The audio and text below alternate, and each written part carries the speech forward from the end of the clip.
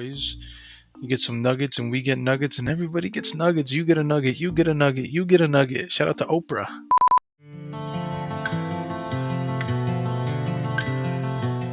And this is a word for you ladies, married and single.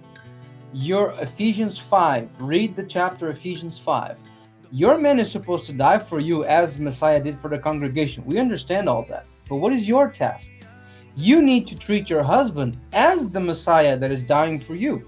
And that is in Ephesians chapter 5. So don't forget that if you keep questioning your husband in every single decision he does, you are digging your own divorce grave. Good evening. Good evening, y'all. Shalom, shalom. Shalom, shalom. Welcome to episode 10 Yes, of sir. A Servant's Podcast. We're glad you're here today. I'm glad you're here today. Yoshi's glad you're Me here. too. Yahuwah is glad you're here today. Double digits we've That's gotten here. Right. We made it. We're in episode 10, the Big 10. Hey, man, we're glad for the 30th time. We're glad you're here. Thanks for... Forgive me. Forgive me. Episode 10, we're glad you guys are here for the 31st time. And if you watched every episode all the way up to now, a big old fist bump for you. You are Look special. at that. Look at that. Thank you very We much. appreciate you guys. And today we'll be reading, according to the RSTNE, Parsha, number 8. Now you might be asking, Nechemyah, Yoshi, it's episode 10. Why are you on Parsha 8? Well, if you've been paying attention. Listen, guys, have some grace on us. We're doing this. We're working around our busy schedules here between work and Yoshi working the congregation and me and work and also doing my stuff for the congregation. We're trying to get these out as much as we can. A couple of the episodes we had to split. A couple of the parts we had to split into 2 episodes. The first one, I think, because we were yapping so long. We were just happy to be there. That was Just happy to be there. And then the last one, Parsha 7, we split into 2 because just the recording, the way we were recording was like super late at night. And we're like, dude, we just got to get this out, at least something. And it ended up being almost 2 hours anyways, I think. Right. We finished close to midnight. Yeah, so it was almost a 2-hour episode anyways. So we're trying to keep them around that 2-hour mark. We don't really want to go over too much because then, it just kind of depends where we're at. If we read like the Torah portion, we're already at like an hour 45. It's like if we add the renewed covenant, then we're going to be at like 3.5, 4 hours. Right. So then it just gets, we know you guys love being with us, but I love being in my bed too. So Yeah. a little bit of balance there. But yeah, we're on Parsha 8. It's going to be Genesis chapters 29 to 32 and Mark 6 through 10. So we hope you guys enjoy. So yeah, we're going to get into it, guys. Don't forget, I'm going to remind you again at the end of the episode, subscribe, share it with a friend, share it on social media, get this out there. We're really trying to do our part in whatever Yahuwah is doing in these final days, which not whatever, we know what he's doing. He's bringing back his sheep and restoring his understandings and his word and his truth, because he is truth. Truth isn't a thing, isn't an idea, it's a person, Yoshiyahu and Nechemyah. So we know what he's doing, and we're just trying to do our part in getting that out there. Especially, Joshi and I've kind of talked about this behind the scenes, but anybody can enjoy this podcast, and I really hope you guys have been enjoying the last couple, because Yoshi here stepped it up with the editing. I was getting I'm so busy with work. I was like, dude, you gotta help me. Can you help me with this editing? He's like, dude, of course. And he's way better at it. You see those first like 6-7 episodes, and they're all just like a cut. And Yoshi's really making it look super cool. So we're really trying to talk to like this younger generation, and because we see that niche, we see that gap there, that hole where a lot of younger folk are starting to like question, why are we here? What's the whole point of this? Kind of where everybody in a lot of ways starts their walk when they ask those big questions. And there's a hunger there and a thirst, not for McDonald's chicken nuggets, but for the living bread. And in the that's what waters too. in the living water, 100%. And that's what we're trying to do. And y'all willing, we're succeeding in that. And I think we're getting better each episode. I think we're getting better at this thing, this little project we're working on and doing. I think the conversations are flowing good, and my literacy, I think, has increased. Mine I too. I think I can read more now. I used to only read at like a kindergarten level, but now I think I'm up to first, second grade, so it's getting Hey, better. I am an ESL student, so Yeah, this me is too. this has been a challenge for me Yeah, a I, little I bit. was I was in ESL. So, anyways, enough yapping. I know you guys are Let's like, go. Let's Yoshi, go. Let's go. Nechemyah, stop yapping, bro. We want to Sorry, get guys. into We the are word. friends. We are Yeah, we friends. just yapping. Hey, but we yap. We're certified yappers. So, let's get this up, ladies and germs, Don't and do me like that. Don't do me like that. ladies and gentlemen, and let's get right into it. And I think Yoshi's gonna read here. Yeah, that's on me. So, Bereshit, Genesis 29. And again, grab your scriptures because I'm not translating any names. You follow along. Oh, but Yeah, I'm cutting the grass. I didn't ask you that. Grab your scriptures, sit down, follow along. This is not something for you to enjoy. This is something for you to sit down and pay attention and listen to it because the word of Yahuwah is not just a pastime. The word of Yahuwah is the source of food and water for our soul. So sit down and let's get it together. let's do it. Genesis 29, Bereshit. Then Yaakov went on his journey and came into the land of the people of the east.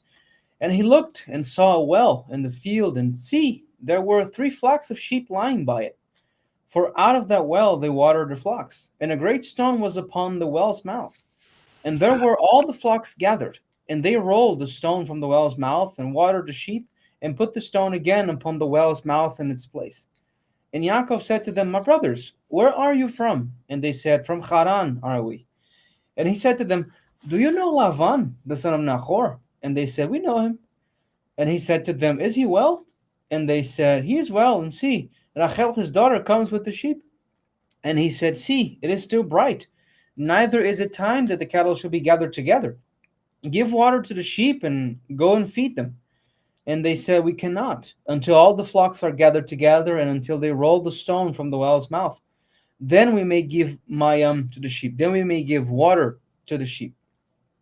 And while he yet spoke with them, Rachel came with her father's sheep, for she kept them. So no, not only this was not a male only practice to keep sheep, women also did that too. More egalitarian society than we have now in terms of jobs, as far as I'm concerned. And I know Yeah. that doesn't mean too much, but Hey, you got to think too, guys. This is like 6,000 years ago. If you don't work, you don't eat, man. Everybody's got to contribute. There's no such thing as. I mean, obviously, there's a degree of gender roles, but it's like everybody had to do their part. you don't It got was Shopify, you don't got OnlyFans, you don't got nothing, none of got that, nothing, bro. You got no Patreon, nothing. so yeah, you had to work. You cannot draw for a living, none. That's sheep and water. That's it. Hmm. 10. And it came to pass when Yaakov saw Rachel, the daughter of Lavan, his mother's brother, and the sheep of Lavan, his mother's, and the sheep of Lavan, his mother's brother, that Yaakov went near and rolled the stone from the well's mouth and watered the flock of Lavan, his mom's brother. And Yaakov kissed Rachel and lifted up his voice and wept. And Yaakov told Rachel that he was her father's relative and that he was Rivka's son. And she ran and told her father. And it came to pass when Lavan heard the tidings of Yaakov, his sister's son, that he ran to meet him and embraced him and kissed him and brought him to his house. And he told Lavan all these things. And Lavan said to him, Surely you are my bone and my flesh. Yeah, right. And he abode with him about a month, about a chodesh. And Lavan said to Yaakov, Because you are my relative, should you therefore serve me for nothing? Tell me, what shall your wages be? And Lavan had 2 daughters. The name of the elder was Leah, and the name of the younger was Rachel. Leah's eyes were tender, but Rachel was beautiful and well favored. That's And a nice Yaakov, way. That's a nice way of saying Rachel's way prettier than Love. Yeah, yeah, she's yeah, got tender eyes, but Rachel, on the other hand, you know what I mean? Rachel got them curves. 18. And Yaakov loved Rachel and said, I will serve you 7 years for Rachel, your younger daughter. And Lavan said, It is better that I give her to you than I should give her to another man. Stay with me. And again, we are going to beat Roger up again. Um, this principle of keeping it in the family is not something that only the mafia practices. This is about, I know you, I know what you stand for. I know your principles. I know your congregation. I know your leader. I know you by your conduct, by your actions. So I can trust my daughter to you. So this still happens to this day, or at least it should in our kind of messed up, cursed society. But find yourself a congregation, because if you want to get a righteous wife or a righteous husband, it starts with the company you keep, according to Coach Lang. That's true, and that's biblical, despite the fact that he might not even know it. But He you, does. He's a what Christian guy. what fellowship has light with darkness? Yeah. Nothing. So you cannot expect finding a good person if you're finding her in, in the middle of darkness. If you're trying to say that you yourself are light, you're supposed to be grounded, well rooted and grounded before you can go for the next steps. Oh, but Hmm. a boy and a girl have needs. I know. I am a boy. Nechemyah is a boy, and my wife is a girl. I understand how mankind works. The problem is we have people left and right saying that marrying is like um, being in bondage, where everything you do inside Yahuwah's guidelines is freedom. Being free doesn't mean you can do whatever you want without consequences or without boundaries or without limitations. It's Being, chaos. yeah, that's chaos, that's anarchy. Being free is being under the guidelines. You know the mistakes, you know your right from your wrong, and you don't make these things, so you're free to do everything else. For instance, um, on Shavuot, the Feast of Weeks that we practice on the 15th day of the third month, according to the not the Enochian, but the times of heaven and angels that people call the Enochian calendar, but the word calendar was never there. So according to that, Yahuwah says in Leviticus 23 that we are supposed to bring 2 loaves of bread with leaven in them. But he doesn't say the type of it. He doesn't say if it's bagels. He doesn't say if it's like a French type of bread. He doesn't say if it's a baguette. He doesn't say if it's like banana bread. He just say loaves of bread. Yeah, So that's you pretty you good. you have like the guidelines, and you have the freedom to obey, because where the ruach, the spirit of Yahuwah, is, there is freedom to obey. Romans 8:14. All those are led by the ruach are the children of Yahuwah. So take away these things out of your head, that marriage is something that puts you in bondage or that keeps you caged in. Marriage is something that is going to help you grow, even in leadership. If you get, and I'm probably going to misquote the address of the verse, but in the book of Timothy, it says that a man fit for leadership needs to be married to at least one wife, and he needs to have believing children. In other words, you cannot lead Yahuwah's people if you are not able to lead your own house. So marriage is something that prepares you for the next level in life. Hmm. And no, a man is not the guy that gets all the women in the neighborhood. No, the man is the guy that has a woman that Yahuwah brought to him, and he was obedient and humble enough. That's what makes you a man: obedience, humbleness, meekness. As Messiah said, I abhor the proud, I resist the proud, but I give grace to the humble. This whole idea that I need to be the apex predator, that's just Greco-Roman society, the survival of the fittest. And in Yahuwah's perspective, is the survival of the humblest. I don't even know if that superlative exists, but I'm creating that. Is this survival of the most humble? And all this ties up to what we just read here. It's better, verse 19. And Lavan said, "It is better that I give her to you than that I should give her to another man." So, in other words, keeping in the family, in the Israelite perspective, means that you are in Yahusha's body, you are in his congregation, you are grafted in his olive tree, and there you're going to find everything you need. Matthew 6:33, we already read that. First seek you first the kingdom of Yahuwah, and everything else shall be added unto you. Why? Because if you are in the kingdom of Yahuwah, if you are in his olive tree, if you're a part of his body, you're going to have everything that you need around you. You're not going to have to leave your family. You're gonna have everything you need in your support system, area and vicinity. And that's my point for that part. 100%. If you think about it too, and you'll see later on in this, in the coming chapters, Lavan is at minimum a sketchy guy. Um, This is a crook. he's at minimum a crook. And But even Lavan and all his crookedness still understood, even though Second Corinthians 6 hadn't been written yet. At least at that in the way that we see it now in Corinthians, he understood the idea to not be unequally yoked to non-believers. So, like everything Yoshi is saying, he understood that principle that it is better that he should give Rachel to Yaakov, a man who is seeking after righteousness, who does Yahuwah's will to the best of his abilities, who has planted himself and is seeking Yahuwah's kingdom, than to give it to some stranger from a foreign land. And it's not even just like a foreign land, like, oh, this guy is from Nigeria instead of England or something crazy. It's because at this time, you have to stand in this context. Nations were like the nation of Israel was Israel primarily because they were under Yahuwah's covering.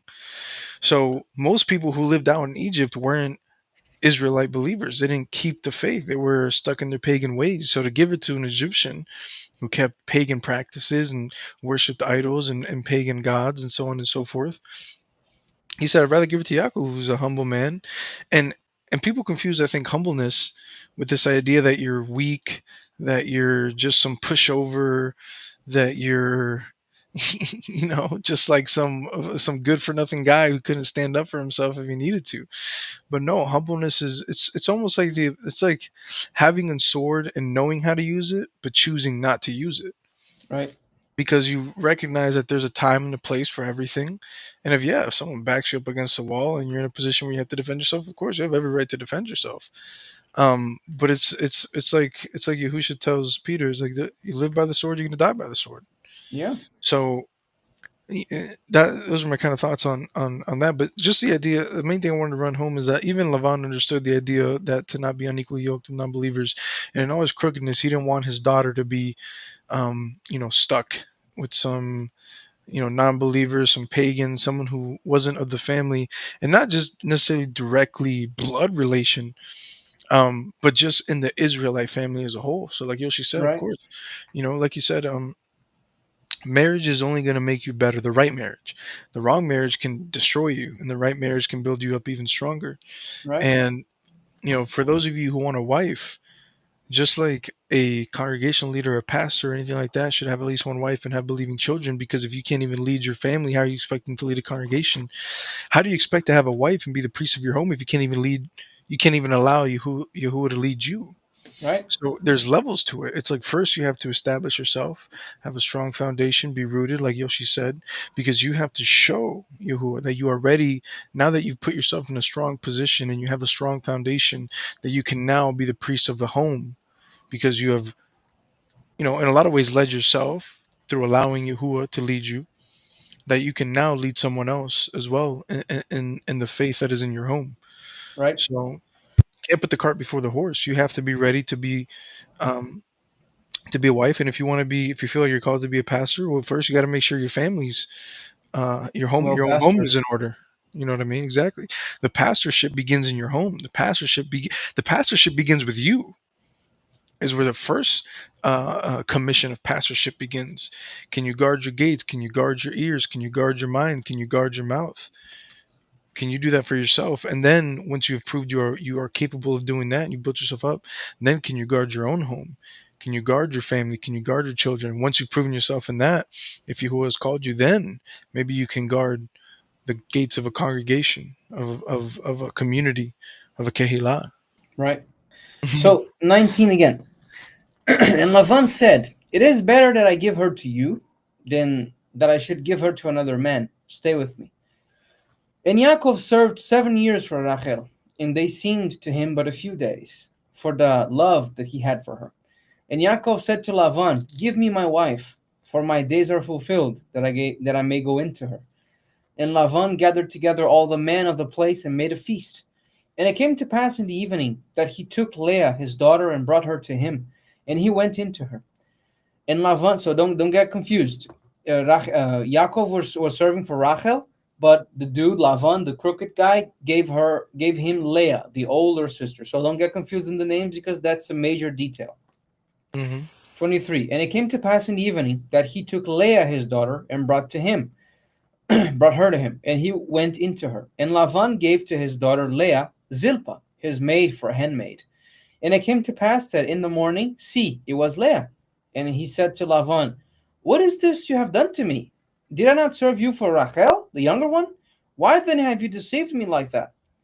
And Lavan said, it must not be done so in our country, to give the younger before the firstborn. So here we see the crookedness of this guy. Like, I'm gonna get some free labor, and I just switch them up afterwards, and I don't, I don't fulfill, like, I don't break the law of my land, and I still get the free labor. So this is the crookedness of this guy in its core. And with the switcheroo, with that Uno Yeah. reverse on him, man. Come on, man. 27. Fulfill her 7 years, and we will give you Rachel also for the service that you shall serve him with me 7 more years. Oh, okay. Nehemiah. So did this dude have like two wives at the same time? Is Well, that is that possible? I don't have the strongest abilities in math, but I would say that Leah and what was it, her handmaid, Zilpa, yeah. Zilpa, 1 plus 1, I'm pretty sure does equal 2, so I would say that is an accurate assessment. Yes, sir. Plus Rachel, that's three, right? Plus Raquel, that would be 3. So, okay, so is that only for then? Or is that anything in the scriptures that kind of cancel this? Like any law, or since you guys are talking about law all the time? Well, if you are misinterpreting scriptures, there is a scripture you could misinterpret, the one that you quoted earlier in Timothy. All right. Um, but that is a misinterpretation. You've touched on that before with the Greek word being mia, which doesn't mean an absolute one, but means more of like one in a series or in yeah, series of numbers, because the Greek word for the absolute one, the singular one, is chais.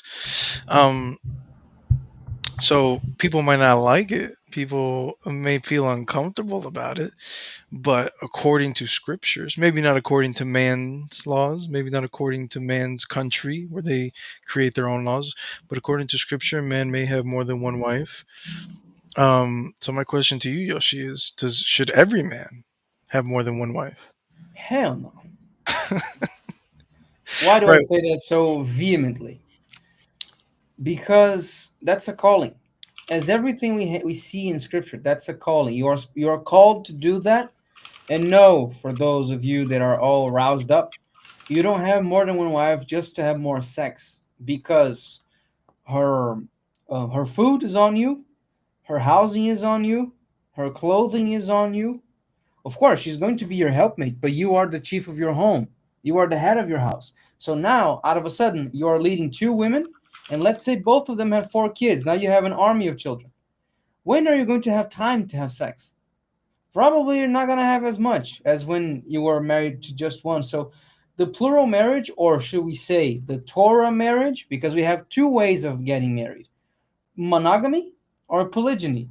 Under Yahuwah's covering, both are acceptable. So, can a woman have more than one husband? No, she can't, because the pattern Yahuwah established is for a man to have more than one wife. So, technically, if Jacob, was alive today, he would be not only kicked out of 99% of the congregations, but he would be arrested in the majority of states. Right. So, you, as Nehemiah said, you can twist scripture as much as you want, but it is there in plain sight. And for those of you that say, oh, but this was only available in biblical times. So let me ask you this, for those of you that are Bible believers: has Messiah returned yet? No, he has not. So the whole book of Revelation is not fulfilled. So we are still in biblical times. So if then was biblical times, so it is today. So what was valuable for then, in this case, that Yahweh didn't say anything otherwise, is still valuable for today.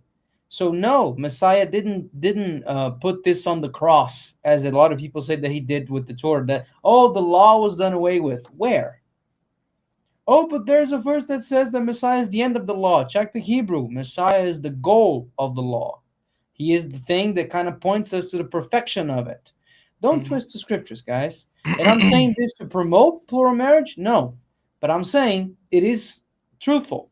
And We're just according telling to you what the Acts, scriptures say. yeah, according to Acts 3:21, all things shall be restored. And all things means all things, from food to, clothing, to practices, to interpersonal relationships, and everything in between. So I have only one wife. I don't have the desire to have more. But Yahuwah, let's say I'm 60, and Yahuwah says, okay, I want you to get a second. I'm not gonna say no, as long as I can prove that it is Yahuwah's calling and not my flesh, my lustful flesh.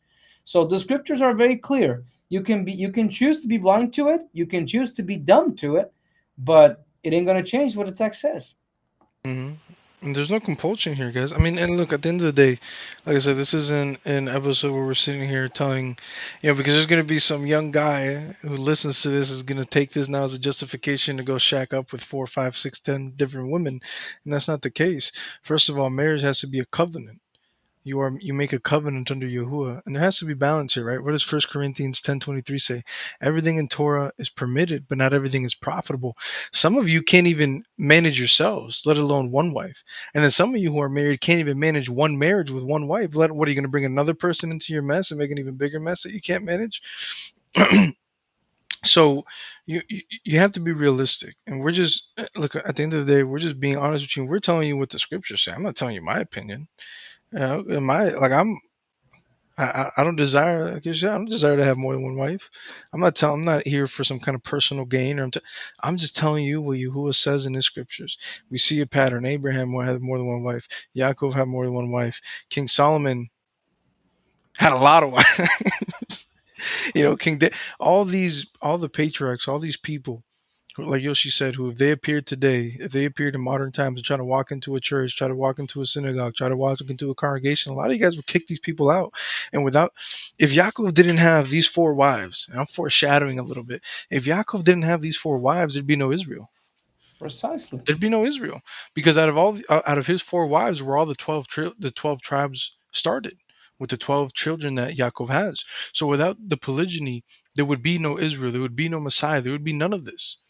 Does that mean that I'm telling you to go get 30 wives? No, not by any stretch of the imagination. Because once again, like 1 Corinthians 10:23 says, everything is permitted, but it is not profitable. So, like you said, it's a calling. Everybody has to have the heart for it. If you have one wife already, and Yahuwah calls you to have a second one, then you need to allow Yahuwah to work in your current wife's heart to be prepared for that. This Yep. isn't for everybody to do, because, like I said, most of you can't even. Some of you guys have been divorced 8 times. And you're going to tell me that you're going to be able to manage having more than one wife? You're going to be able to handle the obstacles that come with that, perhaps the potential jealousy that's involved with that, you The know, I, drama.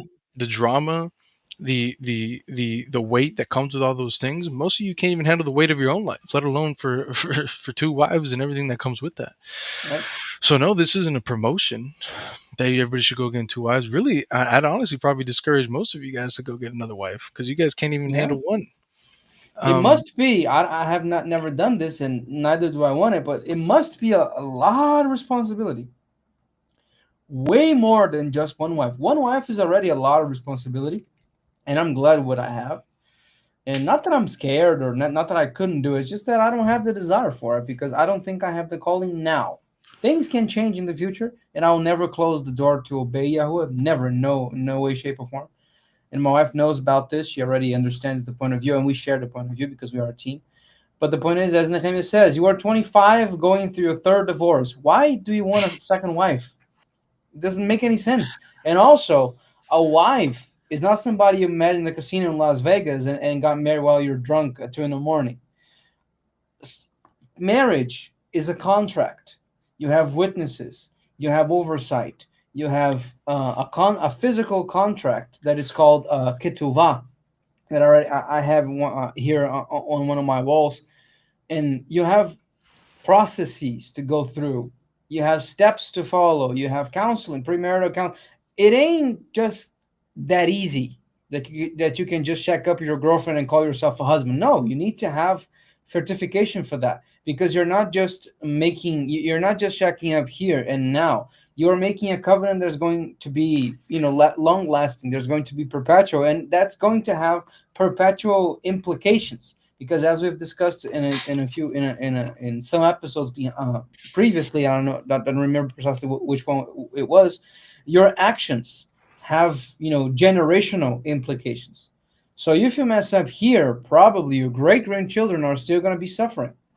So do things right, people, and know your lane. Stay in your lane and be obedient to the calling that Yahuwah has given you. If Yahuwah said to you to have more than one wife, don't you dare disobey. But again, we are not promoting this, just letting you know that it exists, because we cannot twist the scriptures and expect you guys to just believe in us. It is here in plain sight. Yaakov have had four wives, through which he had his 12 children that became the 12 tribes of the people called Yasrachal. So just be mindful of that. 26. And Lavan said, it must not be so done in our country to give the younger before the firstborn. Fulfill her 7 years, and we will give you Rachel also for the service that you shall serve with me yet 7 more years. And Yaakov did so, and fulfilled her 7 years. And he gave him Rachel his daughter for a wife also. And Lavan gave to Rachel his daughter, Bilhah, his handmaid, to be her maid. So now we have the fourth one. And he went in also to Rachel, and he loved also Rachel more than Leah, and served with him yet 7 more years. And when Yahuwah saw that Leah was hated, he opened her womb, but Rachel was barren. And Leah conceived and bore a son, and she called his name Reuven. For she said, surely Yahuwah has looked upon my affliction. Now therefore my husband will love me. And she conceived again and bore a son, and said, because Yahuwah has heard that I was hated, he has therefore given me this son also. And she called his name Shimon. And she conceived again and bore a son, and said, now this time will my husband be joined to me, because I have borne him 3 sons. Therefore his name was called Levi. And she conceived again and bore a son. And she said, now will I hallel, or give praise to Yahuwah. Therefore she called his name Yahudah, and ceased bearing. That was only the first chapter? Only the first chapter. Cheese and crackers. Sorry about that. 30. And when Rachel saw that she bore Yaakov no children, Rachel envied her sister. Sounds like drama. Rachel envied her sister and said to Yaakov, give me children, or else I will die. And Yaakov's anger was lit against Rachel. And he said, am I in Elohim's place, who has withheld from you the fruit of the womb? And she said, see my maid Bilhah, go into her, and she shall bear upon my knees, that I may also have children by her. And she gave him Bilhah her handmaid, to be his Isha. And Yaakov went into her. And Bilhah conceived and bore Yaakov a son. And Rachel said, Elohim has judged me, and has also heard my voice, and has given me a son. Therefore she called his name Dan. And Bilhah, Rachel's maid, conceived again and bore Yaakov a second son. And Rachel said, with great strife have I wrestled with my sister, and I have prevailed. She called his name Naphtali. When Leah saw that she had left bearing, she took Zilpah her maid, and gave her to Yaakov to be his Isha. And Zilpah, Leah's maid, bore Yaakov a son. And Leah said, a troop comes. And she called his name Gad. And Zilpah, Leah's maid, bore Yaakov a second son. And Leah said, happy am I, for the daughters will call me blessed. And she called his name Asher. And Reuben went into the days of wheat harvest, and found love apples in the field, and brought them to his Ima Leah. Then Rachel said to Leah, please give me some of your son's love apples. And some of you might be asking, what's a love apple? It's an aphrodisiac. So Yeah. it's gets you excited. Get you in the mood to make babies. You know what I mean? And Leah said to her, is it a small matter that you have taken my husband? And would you take away my son's love apples also? Dude, I would hate to be in his house, bro. People fighting over love apples and such. And That they're sounds like a headache. fighting. Imagine, like, okay, sleep with me tonight, and the other, no, with me, and you are in the middle of this crossfire with a bunch of children crying in the background. And then somehow Dad, love he called me ugly, and then you have the other son, like, one beating the other. Imagine this crossfire happen in the middle of your house, and you are there. and someone's arguing about love apples. Like, bro, the last thing I'm worried about is these freaking love apples, dude. Do whatever you want with it. And Leah said to her, is it a small matter that you have taken my husband? And would you take away my son's love apples also? I don't know why that makes me laugh. And Rachel said, therefore, let him lie with you tonight for your son's love apples. And Yaakov came out of a field in the evening, and Leah went out to meet him and said, you must come into me, for surely I've hired you with my son's love apples. This dude just got hired. Bro, he got drugged, bro. He gave him the love apples, cheese and crackers. He became like a breeding bull. For real. I bought you tonight. You're supposed to do your job now. And he was like, okay, but the NBA Finals, Game 7 tonight. No, no, I don't care. I traded you for love apples. Come. And he lay with her that Lila, that night. And Elohim listened to this drama and this mess. Listened to Leah, and she conceived and bore Yaakov the fifth son. And Leah said to Elohim, Elohim has given me my hire because I have given my maiden to my husband. And she called his name Issachar. And Leah conceived again and bore Yaakov the sixth son. And Leah said, Elohim has endued me with a toe of dowry. Now will my husband dwell with me because I have borne him six sons. And she shall call his name Zebulun. And afterwards she bore a daughter and called her name Dinah. And Elohim remembered Rachel, and Elohim listened to her and opened her womb. And she conceived and bore a son, and said, Elohim has taken away my reproach. And she called his name Yosef, and said, Yahuwah shall add to me another son. And it came to pass when Rachel had borne Yosef, that Yaakov said to Lavan, Send me away, that I may go to my own place and to my country. Give me my wives and my children for whom I have served you, and let me go, for you know my service that I have done for you. And Lavan said to him, Please, if I have found favor in your eyes, stay, for I have learned by experience that Yahuwah has blessed me for your sake. So, in other words, stay, not because I like you, but just because I'm getting rich because you're here. Because this God of yours is blessing everything that I do. Because you're here, so stay. Come on, man. I done gave you two daughters. Stay, not because I like you, but because I'm greedy. hmm It's interesting too, and I think Schlegel's probably talked about this at some point. But what you're seeing here is you're saying, well, Yaakov is obviously favored by Yahuwah. It would make sense why he would get blessings and stuff like that. But what about Lavan? He's clearly being a crook here. He told Yaakov, yo, 7 years, I'll give you who you want. These 7 years, he gets the old switcheroo, oldest trick in the book. Makes him stay another 7 years. Gets Rachel, gets love apples. It becomes a mess. But how is Lavan getting the blessings out of this? Well, it's proximity to holiness or Right? to set apartness. So don't be surprised if you come into this walk, if you come into the faith, if you start following Yahusha, and and even if the ones in your own home, right? If you're a son and you still live at home with your parents and you become saved and you start doing Yahuwah's will and you start growing, you start planting yourself, even those around you who may not necessarily be followers or believers, they also get to reap in and get the rewards of the blessings that you receive in life. I mean, It's a really interesting concept and a really interesting byproduct of your faithfulness.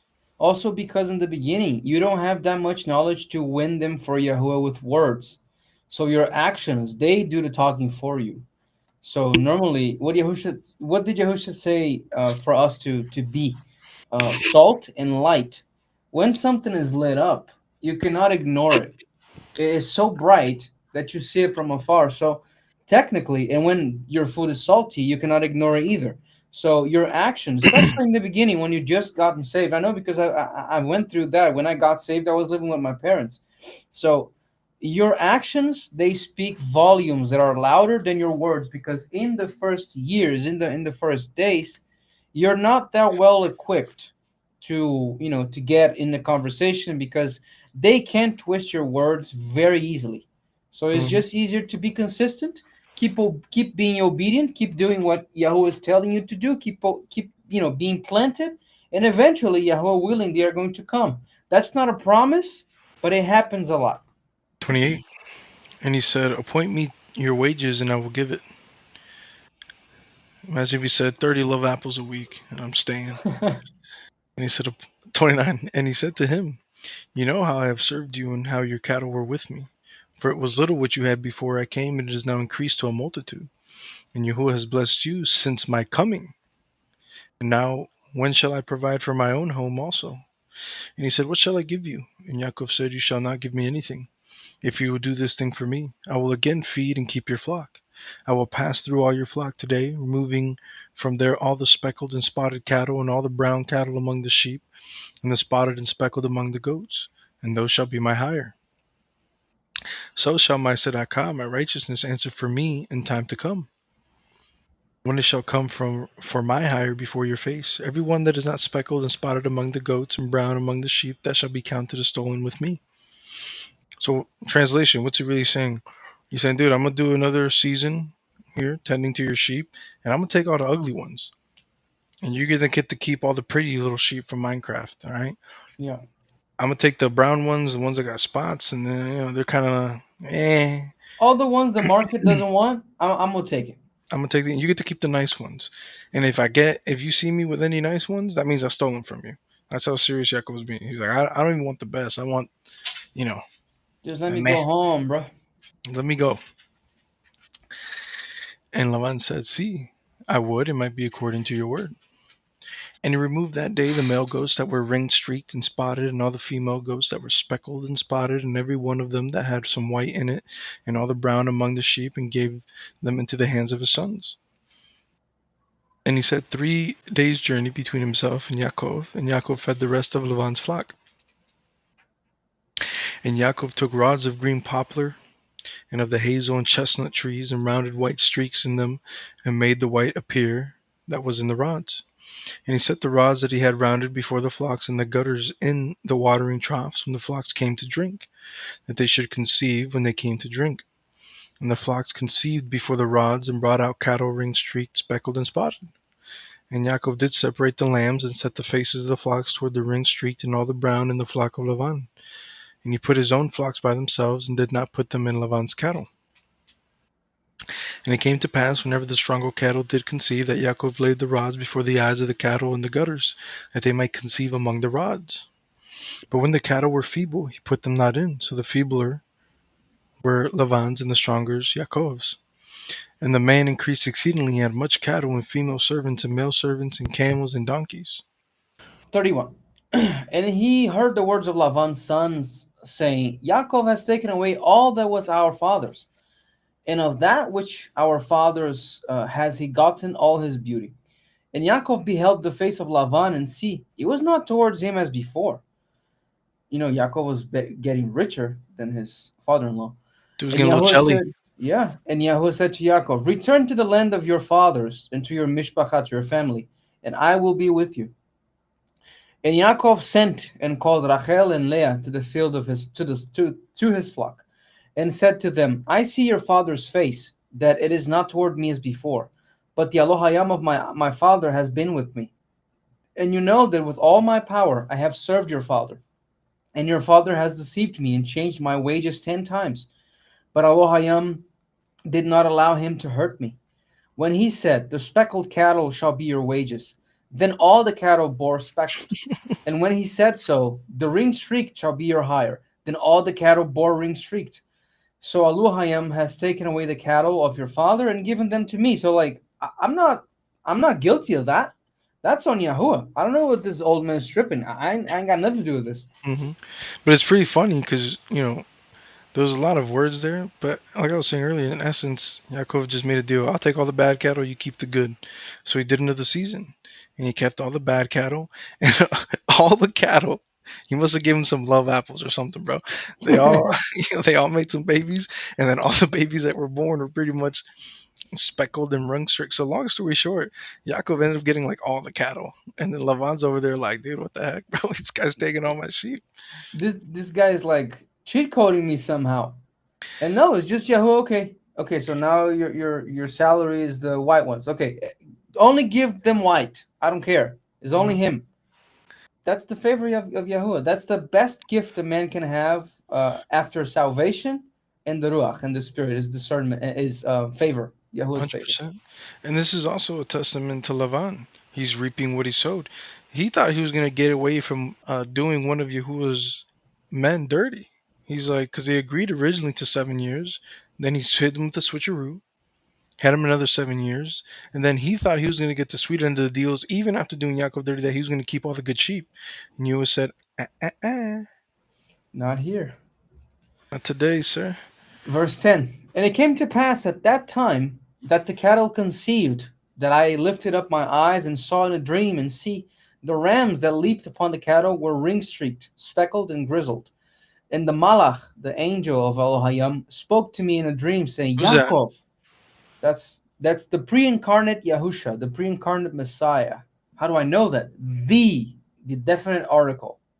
And Malach means messenger. Malach of Elohayim is only one. He's separate. He's not a Malach. He's the Malach. Is the messenger. How do we know Messiah? The word, the message. So he's the messenger and the message of Yahuwah to everybody. Mm-hmm. And 11 again. And the Malach, Elohim Yahusha, spoke to me in a dream, saying, Yaakov. And I said, Here am I. And he said, lift up now your eyes and see. All the rams which leap upon the cattle are ring-streaked, speckled, and grizzled. For I have seen all that Lavan does to you. So, okay, Mm-hmm. what good is it for Michael to say, okay, I have seen it? Nothing. He's a soldier. He's an employee. But for an angel to say, I got you, I have seen. So he's not just a common angel. He is the Messiah. He's the message. He's the messenger of Yahuwah. This is another way. When you see the Malach or the angel, you're going to see normally the context of him speaking with authority, the authority of the GM of the server, not the moderators. He is the one who created it. Mm-hmm. 13. No, scroll up. Let me do 12 again so you get in context one more time. And he said, lift up now your eyes and see. All the rams which leap upon the cattle are ring-streaked, speckled, and grizzled. For I have seen all that Lavan does to you. I've seen the crookery happening. I am Yahuwah. Okay, so that's not an angel. That is Yahuwah, Yahusha. The Al of Bat Al, where you anointed the pillar and where you vowed a vow to me. Now arise, get out from this land and return to the land of your family. And Rachel and Leah answered and said to him, Is there yet any portion or inheritance for us in our father's house? Dude even robbed his daughters of their inheritance. Yo, what a scumbag, bro. He was a politician.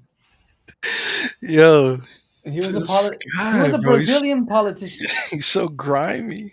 Come on, man. Robbing your own daughters. This dude was a gangster.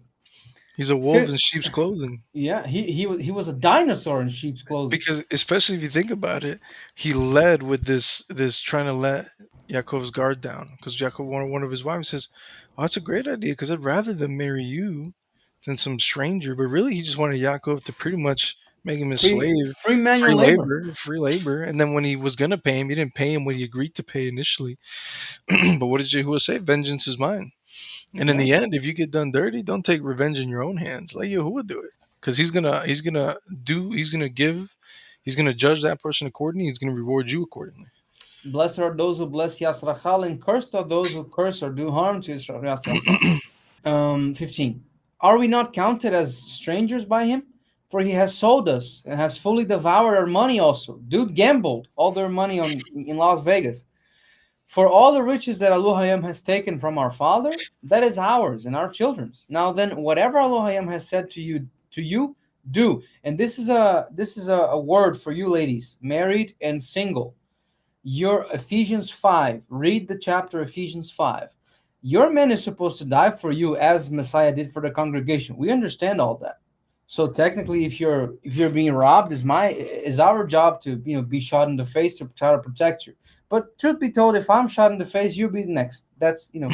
But this is supposed to be our task. But what is your task? You need to treat your husband as the Messiah that is dying for you, and that is in Ephesians chapter 5. So don't forget that if you keep questioning your husband in every single decision he does, if you keep asking him, "Are you sure?" You don't know how to do that.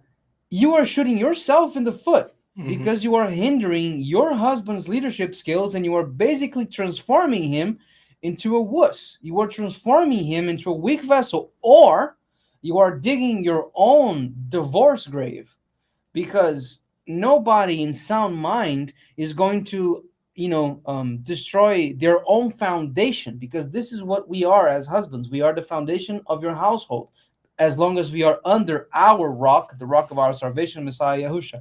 Once we are in him, we are the foundation, the sustained beam of your house. And if you keep contradicting your husband, defying his authority, trying to get in his place, okay, are you trying to be a husband? Go do that with somebody else. If I'm a righteous man, that ain't gonna fly in my house, because we follow the chain of command of Yahuwah. Yahuwah is the head of the Messiah is the head of the man is the head of the wife. That's how it goes. You want to be a righteous woman? Do you want to be a righteous wife? Try to support your husband for a change. not Mm-hmm. depreciating what he does. Let's say he's a fisherman and he got home with one little fish. Don't laugh at his face. Hug him. He had a tough day. Bro didn't bring any love apples, bro. Come on, Hey, man. maybe it is what it is. But you also have to look at it. Yoshi. How you expect me to follow my husband? He gambles all our money away. He eats all the love apples. He doesn't share with me and the children. He smacks me, beats me. Well, I done guys, told you before who to marry and who not to. and I'm not I'm not in the business of victim blaming. That's not what I'm trying to do.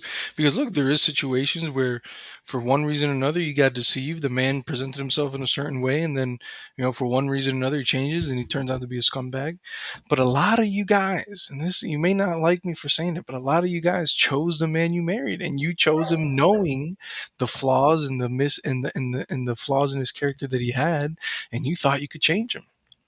You thought that once you married him or you did this or you did that he would turn differently. You can't change anybody. You can't change anybody. Only You cannot Yahusha change. can. You can't change yourself. Yeah. So so what you need to do is, if you struggle with the idea of giving a man that much authority over your life, then you need to be extra careful and make sure you find a man worth having that authority in your life, who's not going to misuse his authority, who's not going to abuse his authority, who's going to abuse you, abuse his family, and be on some kind of tyrannical power trip. You need to be extra careful, and you need to surround yourself with people, especially as women, because you're vulnerable. You need to surround yourself with people, whether it's your father, if you have a righteous father, your congregational leaders, elders, who you can surround yourself and say, hey, look, I'm kind of interested in this guy. He's cute. He knows how to pick love apples. Whatever the situation is, let me know what you think about him. Do you think he's planted? Do you think he's seeking after Yahuwah? Does he put Yahuwah first in his life? What do you think about him? And if they say yes, and maybe that's a worthy candidate. And if they say no, and you still go over there to try to, do a little dance with them, That's on that's you. that's on you. That's not on me. Hey, this time it's not on me. That's on you. You know what I mean? That's on you. And you may not like hearing it, but it's the reality. I'm not gonna sit here and lie to you. I'm gonna tell you. I'm gonna do Straight my up. best to tell you what I get out of the word.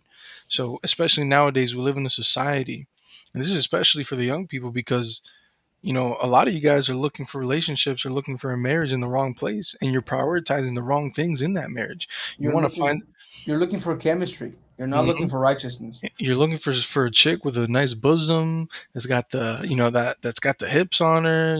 She likes the love apples. Or women, you're looking for the man with the six. And I'm not saying you shouldn't be attracted to the person you're going to marry. Of course, if you're not attracted, you can't be fruitful and multiply if every time you see him they make you vomit. Yeah, I'm then not you're saying that. roommates. Eh, You're what not I'm couple. what I'm saying is you have to have your priorities in orders, and the number one thing you need to always look for, whether you're a man or a woman, is this person, is the center and the focal point and the priority in their life, is it seeking after Yahuwah's kingdom, or is it their job? Is it sex? Is it money? Is it video games? Is it freaking eating Cheetos all day? You have to make sure your priorities are in order, and the person who you're going to marry or you're looking to marry, that their priorities are in order and they align. And then, of course, Yahuwah's not going to give you somebody who is you think is butt ugly. You know what I mean? Yahuwah's not going to give you somebody that you can't enjoy your time with them with. He Of course knows your not. desires. He He knows. created He you. knows. He knows. So place your faith in Yahuwah and make sure you're in a position to be married, and make sure you're prioritizing the right things and not just looking for someone who's some nice eye candy. Because eventually you're going to get old, and All you need wrinkled to up.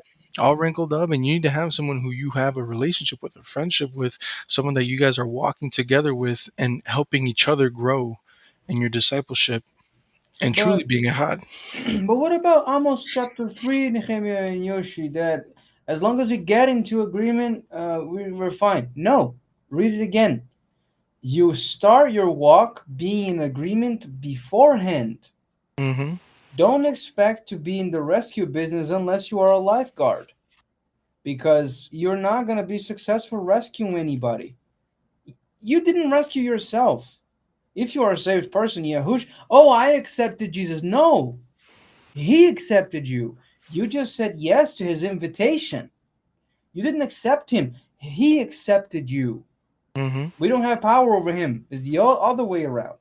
So as Nehemiah was saying, get your priorities straight. And if you are a woman, especially being a woman, that normally your emotions get in the way more than it does to the men, surround yourself with a spiritual father. Or if your father is in the faith, the righteous man, say, Father, can you choose it for me? I know that sounds crazy. I know that sounds Indian caste system to a lot of people, but that's the scriptural pattern. Because your parents, your spiritual father, your spiritual parents, or your physical parents that are in the faith, they have a more life experience than you have. B, more examples of successful and unsuccessful marriages, and C, they know the criteria more than you do, because it is their responsibility to pair you up to with a righteous person. And of course, nobody should force you into anything. You always have the say so of yes or no. But if you are truly being obedient, if you want to truly get it right, put it in their hands. Now no longer your responsibility to make it right. Put it in Yahuwah's hands. Trust the men and women Yahuwah put in your life, because it makes a difference. You guys have this saying in the United States: it takes a village to raise a child. In Torah, basically, that's the case. It takes a village to produce a righteous marriage, because everybody needs to be looking at you constantly and sizing you up and holding you accountable to your mishaps. And this needs to happen. These are the filters that you're going to need in order to fall, or at least to be placed into a righteous marriage. This happened to me. I went to Sholiach and I said, "What do you think of this woman? Can you test her for me? Because I don't really know what should I be testing her for." And he said, "For sure." He tested her. He said, "Okay, I think she's a good candidate. She's a very sweet person, and she has Yahusha all over her. So do it." And I'm going for my second year of marriage. I didn't have one fight, and I'll keep hitting this home, because I see my former friends fighting with their spouses left and right. I've heard it. I didn't have a good relationship example in my parents' marriage. I saw how it was kind of messed up. Hmm. Oh, well, what about the chemistry? I don't care about chemistry. Of course, I like her. As Nechemyah said, Yahuwah is going to give you precisely what you want, because he knows more than you what is important to you. He created you. You cannot read your own heart. Only Yahuwah knows the heart. So don't be tripping about that. And as Nehemiah says, and Mashiach said it better, do you want to be married? Prepare yourself to receive the gift. So Hmm. this way you don't end up getting divorced because, oh, I was not ready. Be ready. Hmm. Nobody will ever be fully ready for marriage, but give your best. Give it your best. Give it your time. Give it your attention. Get yourself rooted and grounded, planted, perpetuated in Yahuwah's sight. Nothing will go wrong with you. That doesn't mean you're not going to go through troubles and trials and tribulations, because Psalm 39 is very clear. Trials and tribulations are gonna come to each and every one of us. But the good news is, Yahuwah delivers his righteous ones from all of them. So don't expect a flawless ride. You're gonna have bumps in the road here and there, if not in the marriage, in the finances, if not in the finances, in the health, because that is how he prepares soldiers and not mere believers. We are soldiers of an army. So getting the point across, let the grown folk choose for you. When you think Hmm. you know it all, this is when you start to fall. Hmm. Oh, it Pride comes rhymed. before the fall. There Yeah. you go, your little rapper, dude. Yeah. But and I'll just finish with this on this point. Some of you might be saying, "Well, I don't want anybody to choose for me. I can choose for myself." Okay. Hey, you know what, dude? Keep doing what you're doing, because your last 20 relationships that you've had, where they've treated you like garbage, where you've been cheated on, you've been this, you've been that. You clearly have a good history of being able to choose for yourself. So, hey, just Yes, keep sir, doing man. what you're doing. Just keep doing what you're doing, and keep absolving yourself of any kind of responsibility. But at some point, you got to grow up and mature. At some point, you have to grow up and mature and realize that you don't know everything and you can't see everything. And the quicker, the sooner you realize that, the quicker and the sooner your life is going to get better, because you're going to allow people to speak into your life. Not just anybody. I'm not telling you like the freaking neighbor next door who is drunk every other day of the week and can't hold a job to speak into your life, but the people who has appointed in your life. Allow them to speak into your life, because they're doing it for your own good. They're doing it to raise you up. They're not doing it to be controlling. They're not doing it to be a ruler over you. They're doing it for your own benefit. That's if you have the right people. So there's still some responsibility in who you allow to speak into your life and who aids you in those decisions to be made. Right. I mean, and keep doing what you're doing. Let me get the rewards. I can't get enough of them rewards. Give them to me if you want to do it your own way. Amen. 17. Then Yaakov rose up and set his sons and his wives upon camels, and he carried away all his cattle and all his items that he had gotten, the cattle of his labor, which he had gotten in Padam Aram, to go to Yitzchak his father in the land of Canaan. And Lavan went to shear his sheep, and Rachel had stolen the images that were her father's. Uh-oh.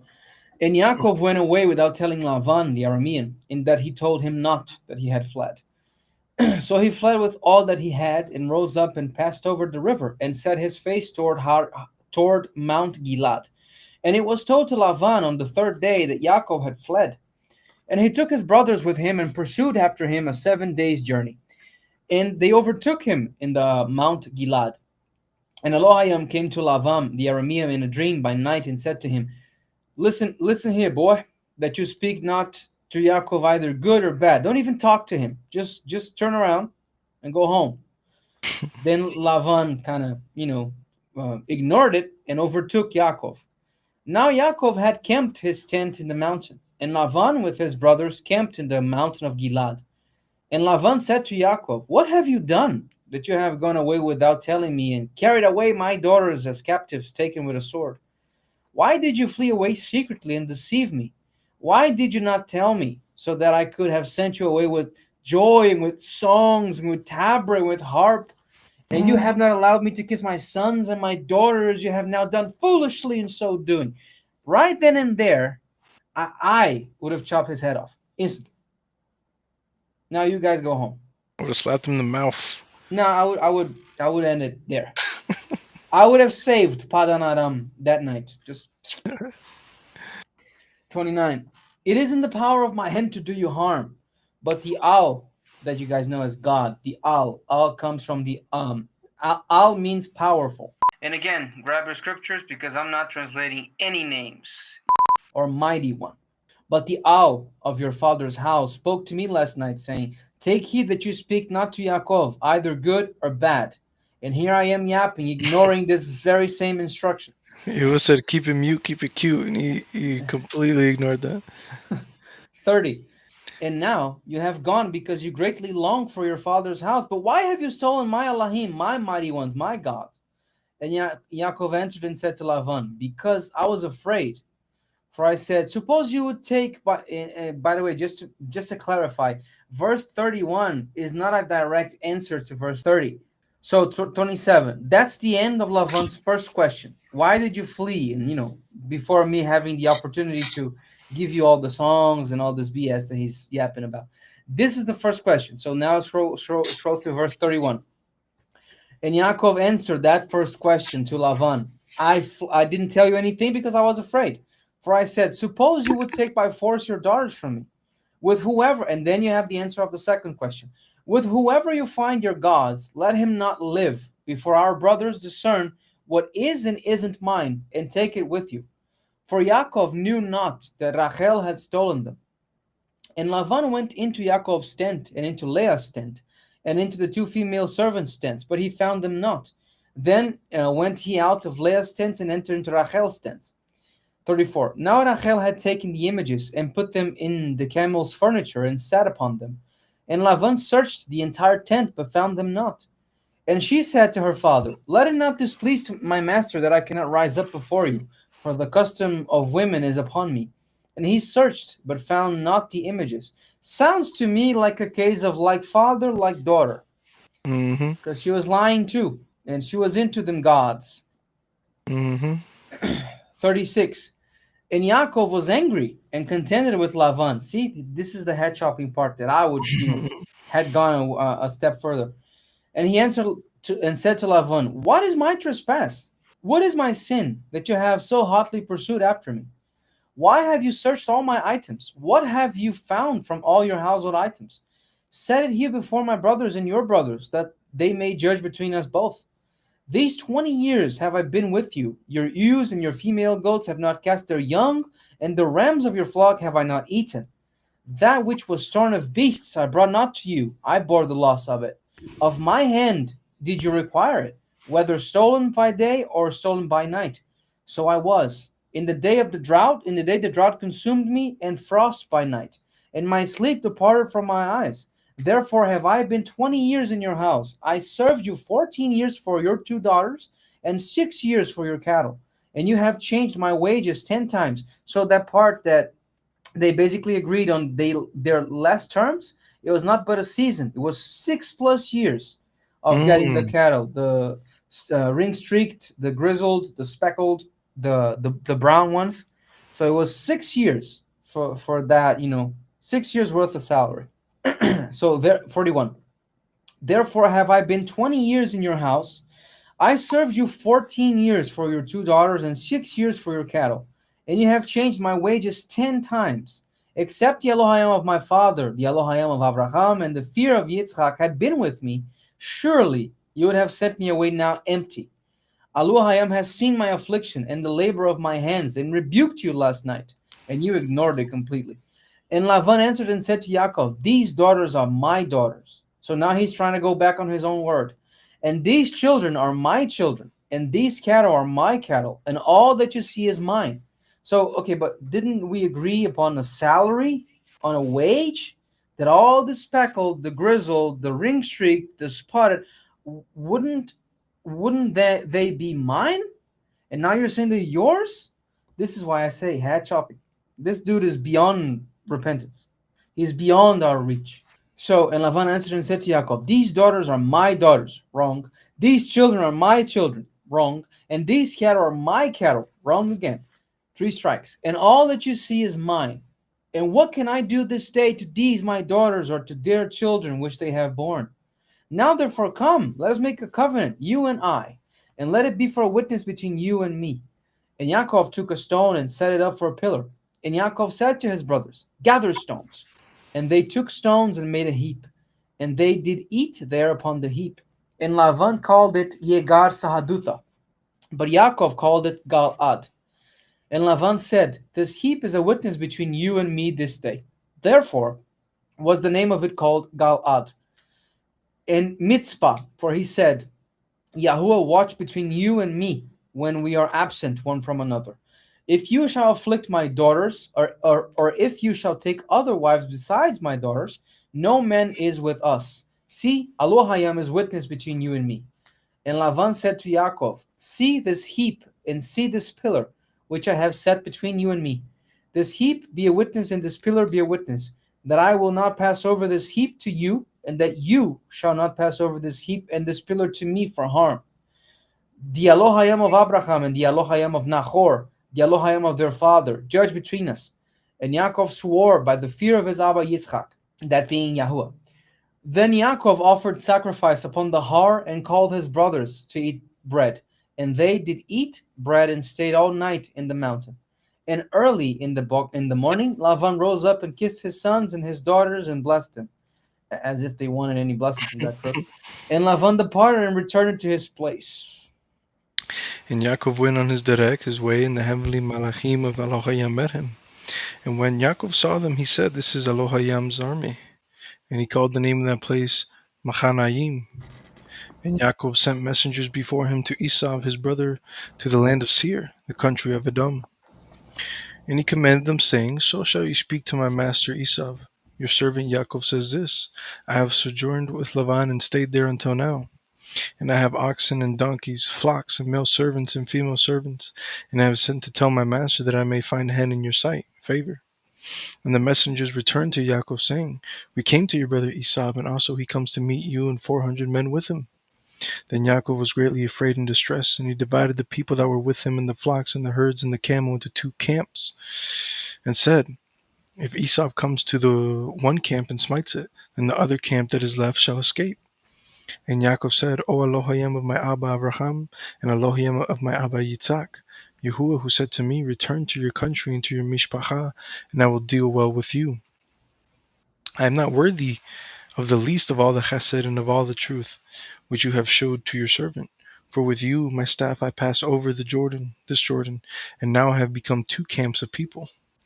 Please deliver me from the hand of my brother, from the hand of Esau, for I fear him, lest he will come and smite me and the Emah with the children. So just to recap a little bit, why is all this happening? Why did Jacob end up with Lavan in the first place? Because he had received the blessing that was supposed to be for his brother, the firstborn of Yitzchak. So now, like 20 years after that, he is returning to to the face of the same brother that was angry to the point of trying to kill him. So this is why he is praying to Yahuwah that, like, deliver me from my brother. Just a recap, so because it's been like several parshot ago that we saw this. Mm-hmm. 12. And you did say, I will surely do you tov and make your seed as the sand of the sea, which cannot be numbered for multitude. And he lodged there the same night, and took of that which came to his hand a present for Esau his brother, 200 female goats and 20 male goats, 200 ewes and 20 rams, 30 milk camels with their colts, 40 cows and 10 bulls, 20 female donkeys and 10 fowls. Where the love apples at, man?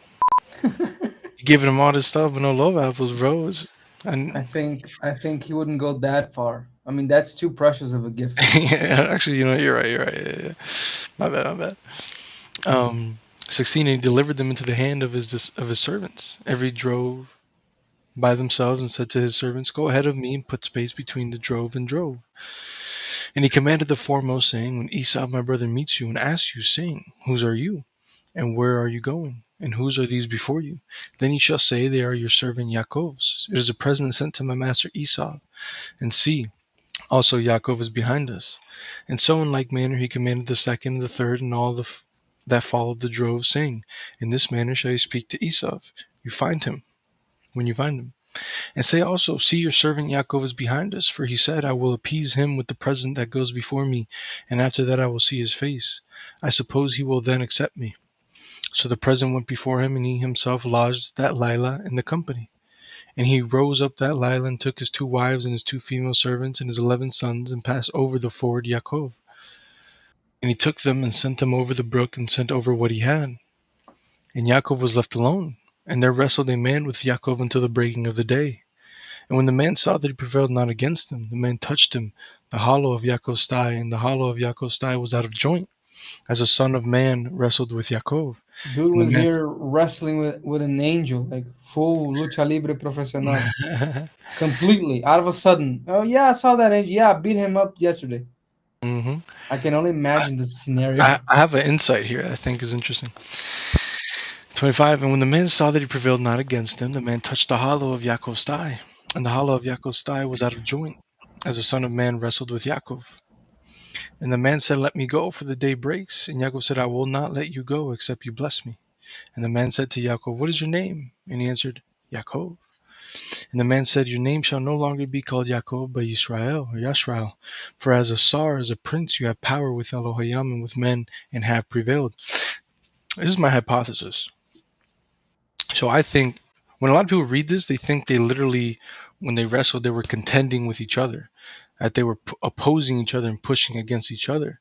What I think is that this man, who we know is Yahusha, that when he came and he was wrestling, it was really Yaakov holding on to Yahusha, and Yahusha's trying to go his own way. He's trying to go do his business, and that Yaakov is holding on so tight because he didn't want to let go of Yahusha. Because what does he say? He says, "Let me go, bro. I'm trying to. The day's break. I got things to do. I got business to do. I'm about my father's business." And he says, "No, no, no. I'm not gonna let you go until you bless me." Because he wanted to be with Yahusha. So I see it almost as a, like, the wrestling wasn't like, when you see normal college professional, like, we're trying to pin each other, we're trying to take each other down. Because in reality, no man can contend with Yahusha, right? What I see Right. this more as, Yahusha came to maybe comfort him to some extent, and So then he he had was to go. basically trying to hold on to him. Hold on to him. And as Yahusha's trying to leave, he's like, "Let me go." He's like, "Dude, I ain't letting go of nothing, bro. I'm holding on to my salvation. I'm holding on to my comfort. I'm holding on to my Yahusha." And he says, "Well, I'll let you go if you bless me." So he was trying to get something out of Yahusha. That's how I see it, Right. in that It makes context. sense. It makes a lot of sense. I mean, I preferred the scenario in my head where Joe Rogan was commenting the whole thing to the side, but that I believe that to be right. I believe I was kind of crazy in my head. No, it's definitely more fun if I it imagine was like WWE Yahusha stuff. with A steel chair out of Yahusha nowhere. Yes. Yahusha with white gloves on, like light gloves, and Yaakov without them, like just bandages from his Yeah. walking the fields his whole life, like an old man with a with a shepherd's staff. Not of a sudden, okay, okay, you're trying to go, huh? All right. And then Joe Rogan commenting the to the side scene with the monster advertisements and everything else. This is just my crazy head thinking, but I think you're right. 29. And Yaakov asked him and said, "Please tell me your name." And he said, "Why is that you ask about my name?" And he blessed him there. And Yaakov called the name of that place Peniel, for I have seen Elohayim Panaim Apanaim, and still my Hayim has been preserved. Face to face. Panaim al Panaim means face to face. Hmm. And as he passed over Peniel, the Shemesh rose upon him, and he limped on his hip. Therefore the children of Yisrael eat not with the sinew which shrank, that is upon the socket of the thigh, to this day, because he touched the socket of Yaakov's thigh and the sinew of the hip. Hey guys, I hope you That was guys it. enjoyed. That was it for tonight, folks. We doing the Torah portion today. Yeah. We appreciate you guys joining. I hope you guys got something out of it. I hope you enjoyed our yapping, and I hope that it wasn't just yapping for the sake of yapping. Yeah, willing, it was yapping with a purpose, and that we were speaking through the ruach there, and Amen. that it inspired you, that it made you ask questions, to further dig, to further rightly divide, to further seek after Yahuwah. And we appreciate your support. We appreciate you guys watching. Amen. Like, subscribe, leave a comment, share it on All that social good stuff. media. Do all that for us, man. We really appreciate it. And yeah, we'll catch you guys in the next one. Yes, sir. Shalom, shalom. Shalom, y'all. Yahuwah bless y'all and keep y'all.